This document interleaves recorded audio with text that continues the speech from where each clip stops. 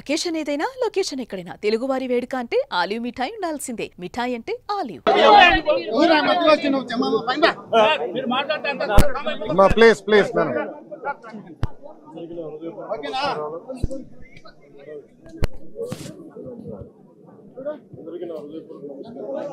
కొంచెం loud sir. April 22న 27 మంది నాయకుల్ని ఉగ్రవాదులు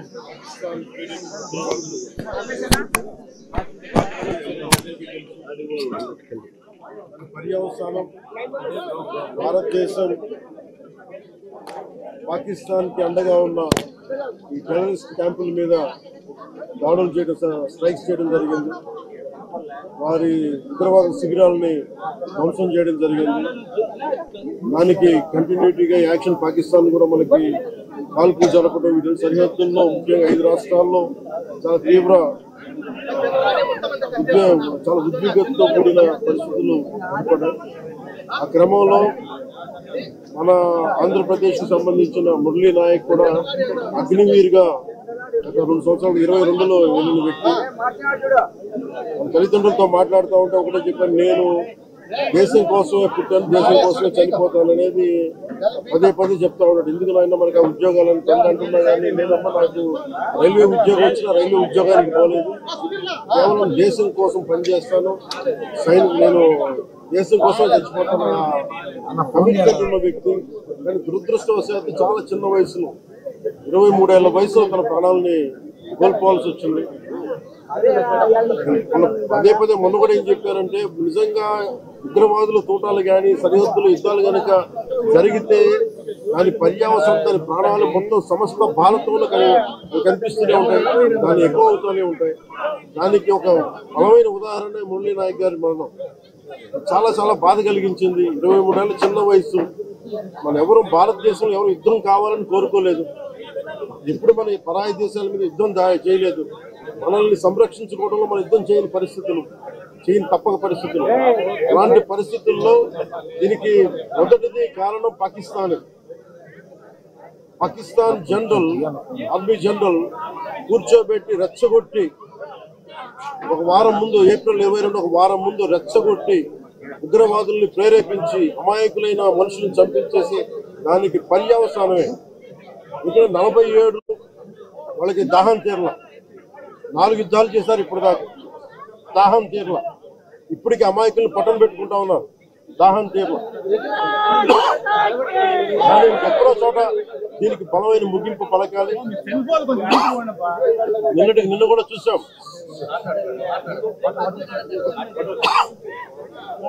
నిన్న కూడా చూసాం. సీజ్ ఫైర్ అన్న తర్వాత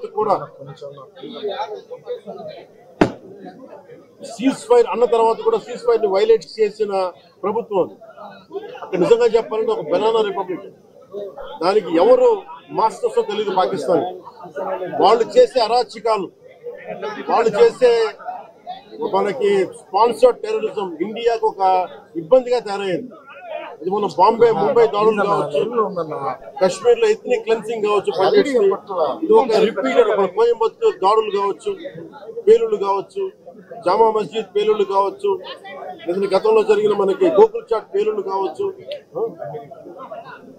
లుంబిని పార్క్ పేలుళ్లు కావచ్చు. ఇవన్నీ కూడా ఎక్కడో చోట దీనికి ఒక ముగింపు పలకాలి. దీనికి ఒక బలమైన గుణపాఠం చెప్పాలనేది నరేంద్ర మోదీ గారి అందరికీ ప్రజలందరూ కోరుకుంటున్నారు. ఆయన దీనికి ఇప్పుడే సోదరులు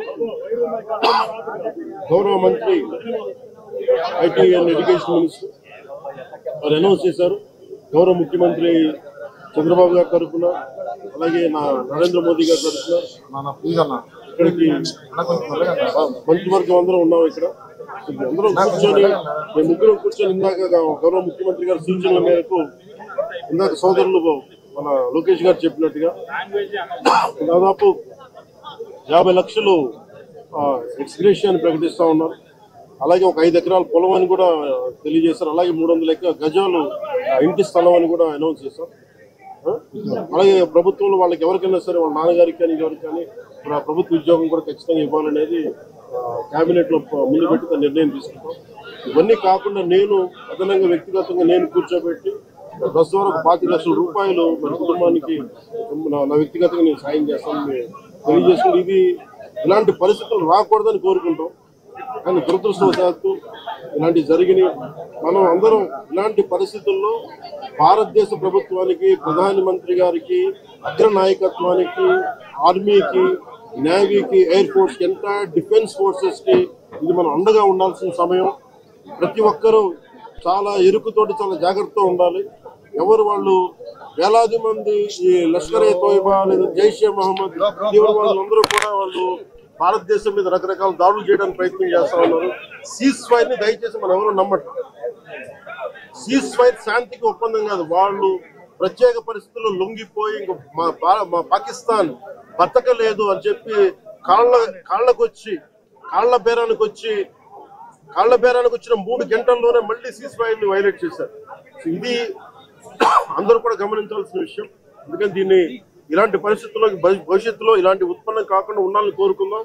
దాని తగ్గట్టుగా మనందరం దేశానికి, దేశ నాయకులకి, ఆర్మీకి, నేవీకి, ఎయిర్ ఫోర్స్ కి, ఎంటైర్ డిఫెన్స్ ఫోర్సెస్ కి మనం బలం ఇవ్వాల్సిన సమయం.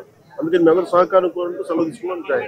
నాయక్ పవన్ కళ్యాణ్ గారి వీరాభిమాని, చిన్నప్పటి నుంచి వారిని కలవాలని తహతాలు ఆడుతూ వచ్చారు. అటువంటిది ఇవాళ పవన్ కళ్యాణ్ గారిని ఇక్కడ రప్పించుకున్నారు. దురదృష్టకరమైన విషయం ఏంటంటే చాలా అది నేను ఇక్కడికి రాగానే నాకు చెప్పారు, చూసి చాలా బాధ అనిపించింది. అతను ఇష్టపడవచ్చు కానీ దేశానికి అందరికంటే కూడా దేశాన్ని ప్రేమించే వ్యక్తి, అలాంటి వ్యక్తిని కోల్పోవడం నిజంగా చాలా మా అందరికీ కూడా, లోకేష్ గారికి కానీ, మాకు కానీ, మా మంత్రి గారికి కానీ, ప్రతి ఒక్కరికి చాలా చాలా బాధ కలిగిస్తాం. వారి ఆత్మకి శాంతి చేకూరాలని, వారి కుటుంబ సభ్యులకి నా ప్రగాఢ సానుభూతిని తెలియజేయాలని, భగవంతుడు వారికి బలం ఇవ్వాలి. పుత్ర శోకానికి ఒకే ఒక్క కొడుకు, ఇంకెవ్వరు లేరు, ఒక్కటే ఒక కొడుకు.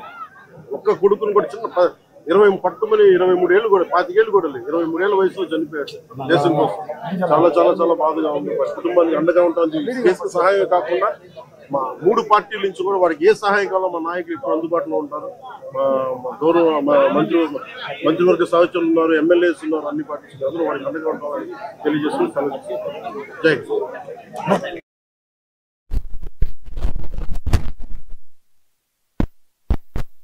సుమన్ టీవీలో మీ పర్సనల్ అండ్ బిజినెస్ ప్రమోషన్స్ కోసం కింది నెంబర్కి కాంటాక్ట్ చేయండి.